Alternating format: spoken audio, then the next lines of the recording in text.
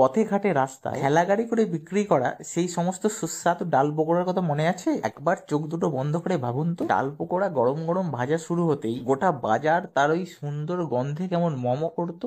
তাহলে আজকে বাড়িতেই বানিয়ে নিন সেই ঠেলা গাড়ির মতো সুস্বাদু খাস্তা ডাল পকোড়া। প্রথমেই পরিমাণ মতো মুগের ডাল, মসুর ডাল ও খেসারির ডালকে 6 থেকে 7 ঘন্টা ভালো করে ভিজিয়ে নিয়ে গোটা কয়েক আদা রসুন ও কাঁচা লঙ্কা দিয়ে জল ছাড়া একটা পেস্ট করে নিতে হবে। তারপর ওই পেস্টটিতে কাঁচা লঙ্কা কুচি, ধনেপাতা কুচি ও ঘরোয়া সামান্য কিছু মশলা, এছাড়াও খাস্তা ভাবের জন্য সামান্য চালের গুঁড়ি মিশিয়ে ভালো করে মেখে নিয়ে লো টু মিডিয়াম ফ্লেমে একটু সময় ধরে লাল লাল করে ভেজে নিলে ডাল পকোড়া তো রেডি হয়ে গেল। এইবার চাটনিটার জন্য ধনেপাতাতে গোটা কয়েক কাঁচা লঙ্কা, আদা রসুন, হাফ টমেটো ও একটা পাতিলেবুর রস দিয়ে ভালো করে পেস্ট করে নিন। আদা রসুনের কাঁচা কাঁচা গন্ধ মনে হলে পেস্টটিকে একটু ভালোভাবে ফুটিয়ে নিন। ফোটার সময় স্বাদ অনুযায়ী ঠিকঠাক নুন ও চিনিও দিয়ে দেবেন। অবশেষে আজকের স্ট্রিট স্টাইল ডাল পকোড়া রেডি হয়ে গেল।